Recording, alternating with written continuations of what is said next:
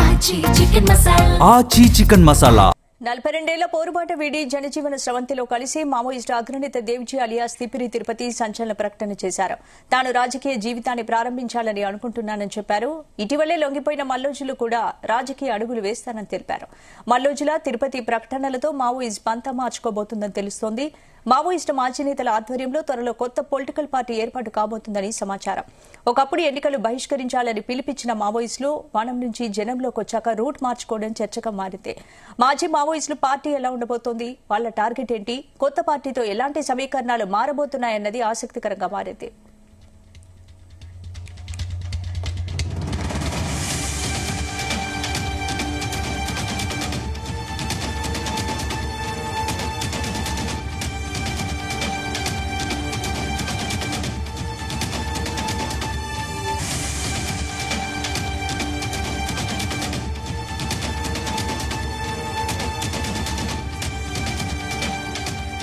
నలభై రెండేళ్ల పోరుబాట వీడి జనజీవన స్రవంతిలో కలిసి మావోయిస్టు అగ్రనేత దేవ్జీ అలియాస్ తిప్పిరి తిరుపతి సంచలన ప్రకటన చేశారు. తాను రాజకీయ జీవితాన్ని ప్రారంభించాలని అనుకుంటున్నానని చెప్పారు.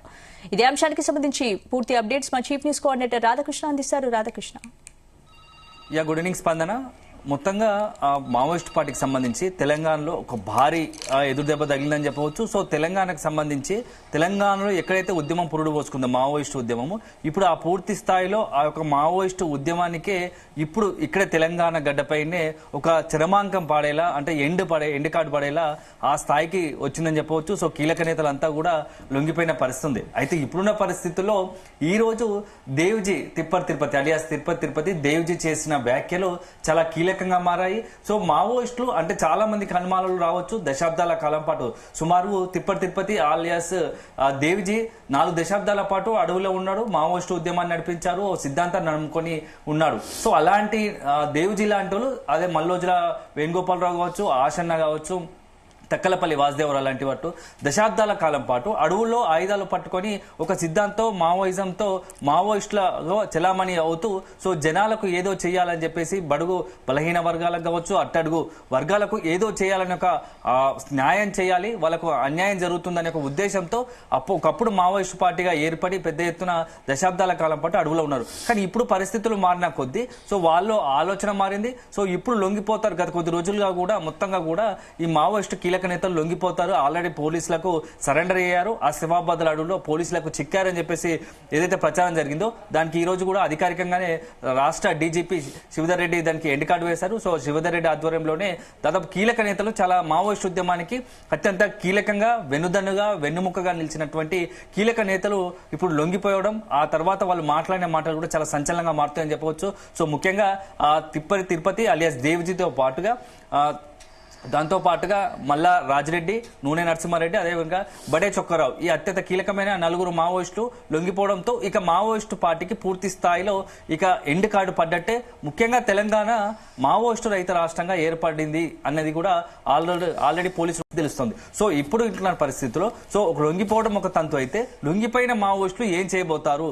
సో జనజీవన స్రవంతిలో కలిశారు. సో ఒకప్పుడు ఉద్యమంతో అడవుల్లో ఆయుధాలు పట్టుకొని తిరిగిన మావోయిస్టులు ఇప్పుడు మరి జనంలోకి వస్తే ఎలా ఉండబోతారు, వాళ్ళ భవిష్యత్తు ఎలా ఉండబోతుంది అనే చర్చ కూడా చాలా మందికి గత కొద్ది రోజులుగా జరుగుతుంది. సో అట్లాంటి జరుగుతున్న క్రమంలోనే ఒక ఇంటర్వ్యూలో గత కొద్ది రోజుల్లో ఒక నేషనల్ మీడియాకి ఇచ్చిన ఇంటర్వ్యూలో మల్లోజుల వేణుగోపాలరావు సంచలన వ్యాఖ్యలు చేశారు. సో తనతో పాటుగా లొంగిపోయిన మావోయిస్టులు దశాబ్దాల కాలం పాటు మావోయిస్టు సిద్ధాంతాన్ని నడిపించిన మేమంతా కూడా భవిష్యత్తులో ఒక ప్రజాస్వామ్యయుతంగా రాజ్యాంగబద్ధంగా కూడా దేశంలో ఉన్నటువంటి ప్రజాస్వామ్య వాతావరణంలో ఒక కొత్త రాజకీయ శక్తిగా ఎదగాలని ఒక ఆలోచనలో ఉన్నాము. దానికి అనుగుణంగా పనిచేయాలనుకుంటున్నాము. సో భవిష్యత్తులో వాటికి సంబంధించినటువంటి మరిన్ని వివరాలు అందిస్తాము. అదే సందర్భంలో ఇంకా చర్చల దశలో ఉన్నాయి. చాలా మంది కీలక నేతలు కూడా తమతో భాగస్వామ్యం అవ్వడానికి సిద్ధంగా ఉన్నారని చెప్పేసి అప్పుడు మల్లోజుల ప్రకటించిన సందర్భంలోనే పెద్ద సంచలనంగా మారింది. ఇప్పుడు దానికి తోడు దాన్ని కంటిన్యూ చేస్తూగా ఈ రోజు దేవ్జీ కూడా వ్యాఖ్యలు దాదాపుగా అలాగే ఉన్నాయని చెప్పవచ్చు. ఎందుకంటే ఆయన మాట్లాడుతున్న సందర్భంలో సో ఇప్పుడు నేను ఇవంతా చెప్పాల్సింది కాదు, ఎందుకంటే దశాబ్దాల కాలం పాటు అడవులో ఉండి మీరు సడన్గా ఎందుకు సరెండర్ అయ్యారని చెప్పేసి నన్ను మీడియాతో పాటు చాలా మంది ప్రశ్నలు వేయొచ్చు. సో దానికి ఇప్పుడు సమాధానం చెప్పే పరిస్థితి లేను, కానీ ప్రతి దానికి ఒక సమాధానం దొరుకుతుంది. సో ఇప్పుడు సరైన వేదిక కాదు అది, ఎందుకంటే అనేక అనుమానాలు, అనేక ప్రశ్నలు, అనేక సందేహాలు మీలో ఉన్నాయి కాబట్టి వాటన్నిటికీ నేను ఇవ్వాలనుకుంటే కొంత సమయం పడుతుంది. సో ఖచ్చితంగా భవిష్యత్తులో భవిష్యత్తులో అందరికీ అన్ని రకాలుగా సమాధానం ఇస్తున్నారని చెప్తూనే ఇక రాజకీయంగా తన అడుగులు ముందుకు పోతున్నాయి. సో మావోయిస్టు పార్టీగా ఉన్నటువంటి తాము ఇక రాజకీయ పార్టీగా పెట్టి భవిష్యత్తులో అడుగులు ముందుకు వేయడానికి సిద్ధంగా ఉండమని చెప్పేసి కూడా తిరుపతి మాట్లాడిన మాటలు ఇప్పుడు రాజకీయ వర్గాల్లో పెళ్లి సంచలనంగా మారుతున్నాయి. ఎందుకంటే సో ఎవరు ఊహించదనుకోవచ్చు. ఎందుకంటే గతంలో చాలా సందర్భాల్లో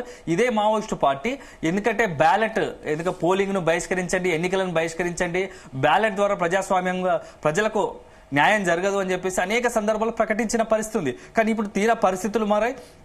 ఎవరైతే బ్యాలెట్ ను బహిష్కరించండి, పోలింగ్ ను బహిష్కరించారన్నటువంటి మావోయిస్టు పార్టీ నాయకులే ఇప్పుడు లొంగిపోయిన తర్వాత కొత్త పంతా ఎంచుకొని ఇక రాజకీయ వ్యవధానంలోనే అంటే ప్రజాస్వామ్యయుతంగా రాజ్యాంగబద్ధంగా కొత్త రాజకీయ పార్టీ ద్వారానే తమ సిద్ధాంతాన్ని ప్రజల్లోకి తీసుకెళ్లి ప్రజలు ఎవరైతే బడుగు బలహీన వర్గాలు కావచ్చు, అన్యాయానికి గురవుతున్న వాళ్ళు కావచ్చు, అణగారిన వర్గాలు కావచ్చు, వాళ్ళకి న్యాయం చేయాలంటే ఖచ్చితంగా కొంత పంతా మార్చుకోవాల్సిన అవసరం ఉంది. ఎందుకంటే ఇది ఒకవైపు ఆయుధాలు పట్టుకున్న రోజులు, అడవిలో తిరిగిన రోజులు రాజ్యం ఎలాగో వదిలిపెట్టదు. ఖచ్చితంగా అది ప్యారలల్ గా ఉన్న ప్రభుత్వానికి రాజ్యానికి ప్రత్యేకంగా ప్యారలల్ గా మరొక రాజ్యాన్ని అరణ్యంలో సృష్టిస్తా అంటే అది ఖచ్చితంగా సరైనది కాదు. ఎందుకంటే పరిస్థితులు మారాయి, ప్రభుత్వం చూస్తా ఊరుకోదు. కాబట్టి ఇప్పటికే జరిగిన నష్టం జరిగిపోయింది.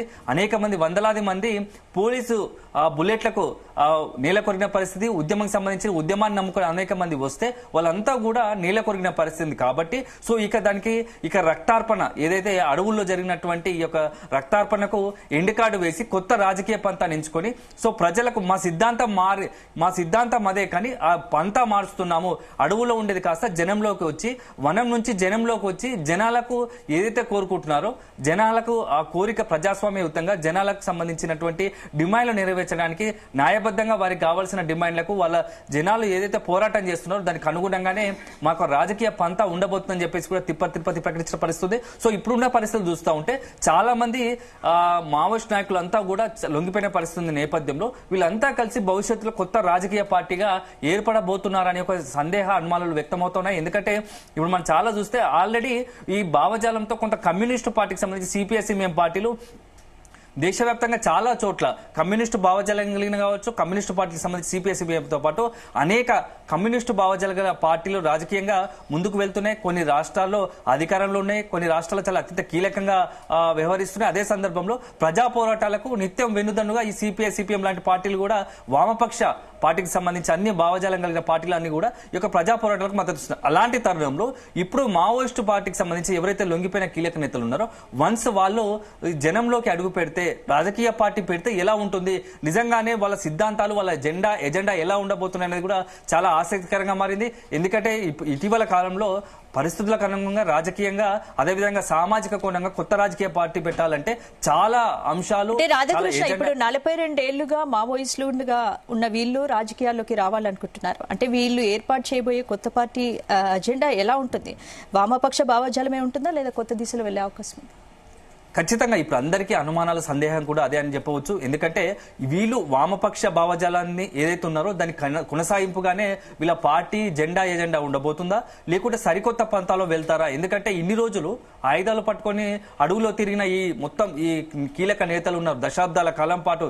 ఎందుకంటే సుమారుగా 4 దశాబ్దాల పైగా కూడా వీళ్ళంతా అరణ్యంలో ఉన్న పరిస్థితి ఉంది. సో మావోయిస్టుగా ఎందుకంటే అడవుల్లో ఉంటూ జనజీవాలకు దూరంగా మొత్తంగా అరణ్యవాసం గడిపిన వీళ్ళంతా కూడా ఇప్పుడు సడన్ గా కూడా ఒక్కసారి జనంలోకి వస్తే పరిస్థితులు ఎలా ఉంటాయి? సో వీళ్ళు రాజకీయ పార్టీ పెట్టాలంటే సో ఇప్పటికే అనేక రాజకీయ పార్టీలు ఉన్నాయి. ఒకవైపు ప్రాంతీయ పార్టీలతో పాటు జాతీయ పార్టీలు ఉన్న నేపథ్యంలో ఒక్కొక్క పార్టీ ఒక్కొక్క జెండా ఎత్తుకొని ముందుకు వెళ్తున్న సందర్భంలో ఇప్పుడు కొత్తగా ఒకవేళ కనుక నిజంగానే మావోయిస్టు పార్టీ సంబంధించిన కీలక నేతలు లొంగిపోతే వాళ్ళ ఆధ్వర్యంలో కొత్త పార్టీ వస్తే ఆ స్కోప్ ఆ వ్యాక్యూమ్ ప్రజల్లో ఉంటుందా అంటే నాట్ ఓన్లీ తెలంగాణ, ఆంధ్రప్రదేశ్ దేశవ్యాప్తంగా కూడా చర్చ జరగాల్సిన అవసరం. ఎందుకంటే ఛత్తీస్గఢ్ తో పాటుగా అత్యంత చాలా కీలకమైన రాష్ట్రాల్లో కూడా మావోయిస్టు ప్రభావితం ఎక్కడెక్కడైతే ఉందో, ఎక్కడెక్కడ చాలా తీవ్రతర దాడులు జరిగాయో ఇప్పుడు ఆయా రాష్ట్రాలకు సంబంధించిన కీలక నేతలంతా కూడా లొంగిపోయిన నేపథ్యంలో నిజంగానే వీళ్ళు జాతీయ పార్టీగా ఒక మావోయిస్టు పార్టీకి సంబంధించి కొత్త రాజకీయ శక్తిని ఏర్పాటు చేస్తారా, లేకుంటే రీజనల్ గా ఏ రాష్ట్రానికి ఆ రాష్ట్రానికి కొత్త రాజకీయ పార్టీని పెడతారా? పెడితే ఎలా ఉండబోతోంది? ఎందుకంటే ఇప్పటికే చాలా రాజకీయ పార్టీలు ఆల్రెడీ సర్వైవ్ అవుతూ వస్తున్నాయి. కొన్ని రాజకీయ పార్టీలు అధికార మార్పిడి జరుగుతూ ఉన్నాయి, మరికొన్ని రాజకీయ పార్టీలు ప్రతిపక్ష పాత్ర పోషిస్తున్నాయి, కొన్ని నామమాత్రంగా సమకంటూ కొన్ని ఓట్లు సీట్లు సాధించి సో ప్రజల కోసం ప్రజలకు తరపున పోరాడేందుకు కొరకు ఎప్పుడు పార్టీలు కొన్ని రాజకీయ పార్టీలు కొంత పోరాడుతూ వస్తున్నాయి. అలాంటి తరుణంలో ఇప్పుడు కొత్తగా కూడా ఈ మావోయిస్టు పార్టీకి సంబంధించి పెడితే అప్పుడు ఎట్లాంటి పరిస్థితులు ఉన్నాయి నిజంగానే ఇప్పుడు, ఎందుకంటే పరిస్థితులు ఒకప్పుడు ఉన్నటువంటి పరిస్థితులు లేవు. ఇప్పుడు అంతా కూడా జెన్జీ కాబట్టి ఆ జెన్జీకి అనుగుణంగా కూడా ఈ మావోయిస్టు పార్టీ సిద్ధాంతం, ఎందుకంటే వాళ్ళు దశాబ్దాల కాలం పాటు అడుగులోకి ఉన్నారు కాబట్టి ఆబ్వియస్లీ చాలా వాళ్ళ భావజాల వ్యాప్తి కూడా వాళ్ళ అనుగుణంగా వాళ్ళ ఆలోచనలు కూడా ఆ వైపే ఉంటాయి. కానీ అట్లాంటి సిద్ధాంతం కనుక వస్తే ఇప్పుడున్న పరిస్థితులు కావచ్చు, ఇప్పుడు ఉన్నటువంటి ప్రజలు కావచ్చు, ఇవంతా కూడా ఎంతవరకు ఆ పార్టీని స్వాగతిస్తారు, సో ఇంతవరకు ప్రజల్లో కూడా తీసుకెళ్తారు.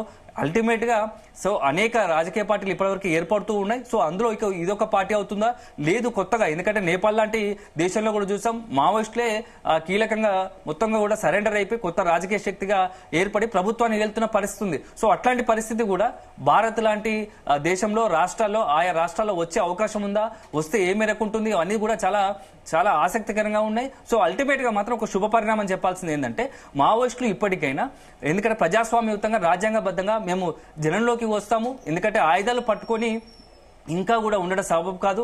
దానివల్ల ఇరువైపులా ఇటు మావోయిస్టుల వైపు కావచ్చు, అదేవిధంగా అటు జనాల వైపు మన పోలీసుల వైపు కావచ్చు, సో ప్రాణ నష్టం జరుగుతుంది. దానివల్ల అంతిమంగా మావోయిస్టు సంబంధించి ఆ సిద్ధాంతానికి మావోయిస్టులకు సంబంధించినటువంటి అల్టిమేట్ గా తమ అనుకున్న ఏదైతే గోల్ ఉందో, తమ అనుకున్న ఆశయాలు ఉన్నాయో, ఈ ప్రాణాలు పోవడం తప్ప తమ ఆశయాలు ఎంతవరకు నెరవేరాయో వెనుకకు తిరిగి ఒకసారి చూసుకుంటే 4 దశాబ్దాల కాలమైనా ఎంతవరకు సక్సెస్ అయ్యామని చెప్పేసి ఇప్పుడు ఒక్కొక్కరు కూడా ముంత నెమరే వేసుకుంటూనే లొంగిపోయిన వారి మాటలో స్పష్టంగా అది కనబడుతూ ఉంది. సో మేము ఇన్ని దశాబ్దాల కాల పాటు అడవుల్లో ఉంటే అల్టిమేట్ గా సాధించింది ఏంది, తమకంటూ ఎవరు లేరు. సో బయట జనంలోకి వస్తే తమ కుటుంబం లేదు, అదే సందర్భంలో అడవుల్లో ఉంటే ప్రాణంతో బతుకు ఉంటామో లేదో తెలియని ఒక పరిస్థితి. సో ఇన్ని రోజులు కూడా సాధించింది, అల్టిమేట్ గా జనాలకు ఏం చేసింది లేదు, వాళ్ళకు వాళ్ళు చేసుకుంది ఏం లేదని ఒక ఆలోచన భావనలో ఉన్నారు. సో ఇక ఖచ్చితంగా ఒక మార్పు పడాల్సిందే, ఎక్కడో ఒక దగ్గర దీనికి ఎండ్ కార్డు పడాల్సిందే. సో మొత్తంగా కూడా దానికి ఈ మార్పు అలానంటే ఖచ్చితంగా లొంగిపోవాల్సిందే. లొంగి ప్రజాస్వామ్యయుతంగా కొత్త పంతాతో కొత్త రాజకీయ పార్టీగా ఏర్పడితే సో అప్పుడు తమకు అనుగుణంగా ఆ రాజకీయ పార్టీ జెండా అందులో ఉన్నటువంటి సిద్ధాంతం ఆధారం ఖచ్చితంగా ఎక్కడైనా ఒక రాజకీయ పార్టీ ఆకర్షణీయంగా ప్రజలకు మద్దతుగా, ప్రజలకు కోసం, ప్రజలకు సేవ చేయాలన్నా, ప్రజల కోసం పోరాడాలన్నా ముందుగా ఉంటే ఖచ్చితంగా అట్లాంటి రాజకీయ పార్టీలను ఎంతో మంది ప్రజలు కూడా ఆదరిస్తారు. అనేక సందర్భాలు కూడా మనం చూసాం. సో ఇట్లాంటి పరిస్థితుల్లో ఇప్పుడు కొత్తగా మావోయిస్టు పార్టీ కనుక కొత్త రాజకీయ శక్తిగా ఏర్పడితే మాత్రం అప్పుడు ఎలా ఉండబోతోంది, సో నిజంగానే ఆ రాజకీయ పార్టీ కనుక ఎంతవరకు సక్సెస్ అవుతుంది అనేది మాత్రం మనం కొద్దిగా వేచి చూడాల్సిందే. అల్టిమేట్ గా ఇప్పుడున్న పరిస్థితుల్లో ఒక రాజకీయ పార్టీగా మావోయిస్టులు ఏర్పడే అవకాశం ఉందని చెప్పడం మాత్రం ఖచ్చితంగా దీన్ని అందరూ కూడా స్వాగతిస్తున్నారు. సో ప్రజాస్వామ్యయుతంగా రాజ్యాంగబద్ధంగా ఏ ఒక్కరైనా సరే, ఒక సమూహమైనా, ఒక వ్యక్తి అయినా సొంతగా రాజకీయ పార్టీని కావచ్చు, రాజకీయ వ్యవస్థను కావచ్చు, ప్రజల పోరాటానికి మద్దతు తెలిపే హక్కు అందరికీ ఉంటుంది. సో దానికి అనుగుణంగానే ఈ పని చేయాల్సి ఉంటుంది. సో అల్టిమేట్ గా ఇప్పుడు మావోయిస్ట్ పార్టీ తీసుకున్న నిర్ణయాన్ని మాత్రం అందరూ కూడా స్వాగతిస్తున్నారని చెప్పవచ్చు. స్పందన. Right, thank you Radhakrishna.